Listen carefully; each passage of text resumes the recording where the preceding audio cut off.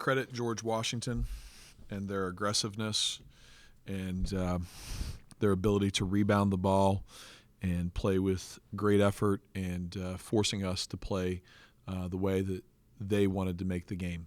And some people would call that ugly.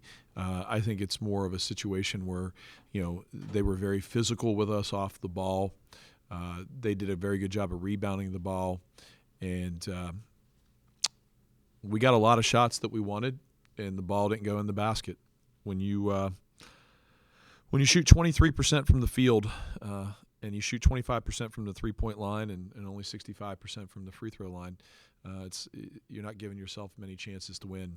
And are we disappointed in this? You better believe we are. Just a game that we let slip away, like so many this year. And this one is a tough, bitter pill to swallow.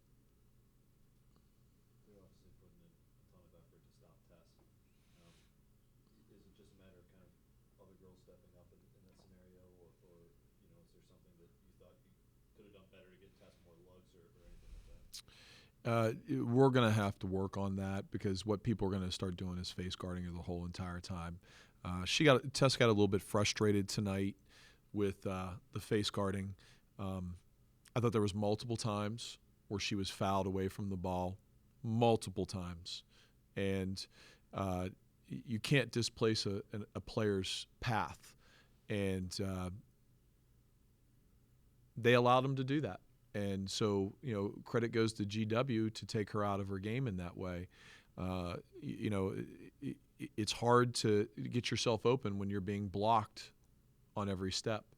And so that was a very difficult thing for Tess, and we're going to have to find ways to combat that. And, Tess being 2 for 9 and 2 for 6, your two starting forwards are 1 for 15. I can't. In the second half, Amaya Hamilton, especially in the fourth quarter, drove it really hard and attempted to make plays and actually made some good passes out of that. And she offensive rebounded it. But, Fatu settled for semi-contested jump shot after semi-contested jump shot all night, and instead of driving the ball, just settled for jumpers. And, that's the reason why she played 11 minutes. I wish I could have played her less if I knew that she was going to sit there and shoot jumpers off balance that are semi-contested. And, just can't shoot that poorly. With situations on offense, Megan, like we talked about trying to adjust to the offense and the injuries, and how much harder is it trying to find that offensive identity when you have Fatu shooting, when she is maybe running into foul trouble?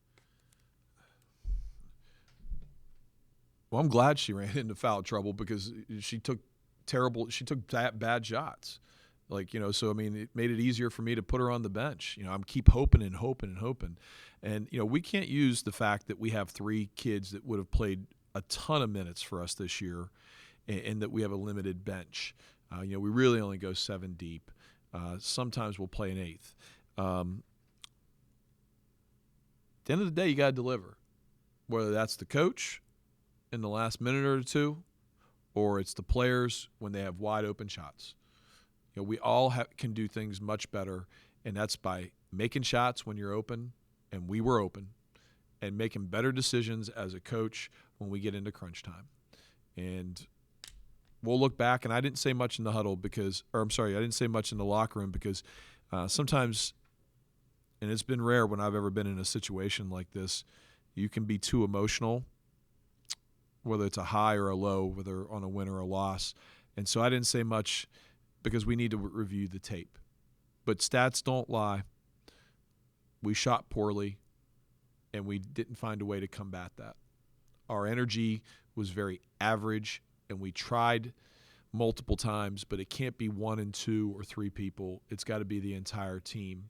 And we weren't great with that tonight either. You talked about the physicality and a lot of the physicality toward Tess. I want to say the term Alex and I used at one point felt like a mud fight at certain points of this game, just the physicality involved. There were a couple different times in the game where you weren't advocating for your players, especially Megan. She got into a couple of scrapes. where do you get to the point where you're trying to walk that line without being, too loud or too much of an advocate for your players in games like this? When your players are being knocked to the floor and there's no foul call, you're going to advocate for them every single time. When your player is fouled clearly, you're going to advocate for them every single time. When your player cannot run and his body blocked, you're going to advocate for them. And, you can only advocate so much. And then sometimes when somebody's bullying you, you got to punch them back and you got to punch them in the face. Meg McConnell tries to do that. 8 steals tonight and just being aggressive and being Meg McConnell. But, I thought our kids exhibited a pretty good defensive effort overall. But on offense, we needed to punch back instead of settling for not even contested jumper. They were allowing us to shoot 15-footers. The mid-range was wide open. And if it's not falling the first couple times, let's drive it and get to the basket. And we didn't do that.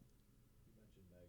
How, confident or impressed are you with her ability this early in her career to kind of muck it up and be sort of a stalwart defensively and give you effort on that side?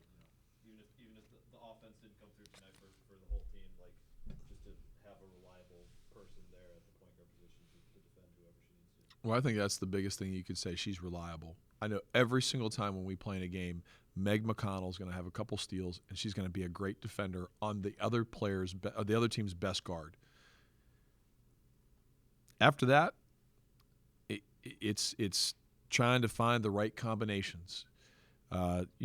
Tess was there, but they're guarding Tess so strongly it's hard for her to get clean looks. Other people have to step up and make some shots.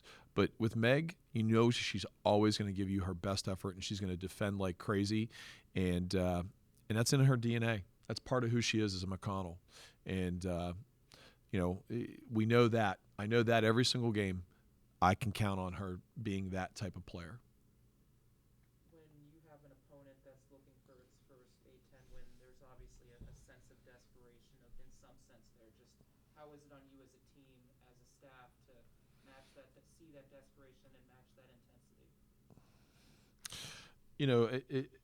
I know what you're saying here.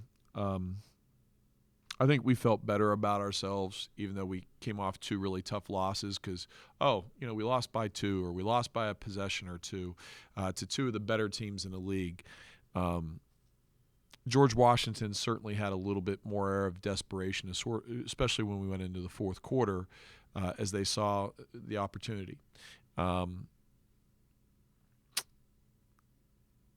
think for us, it's more of the situation, and I hate to say this, but I think it's the situation of how's it going to go wrong?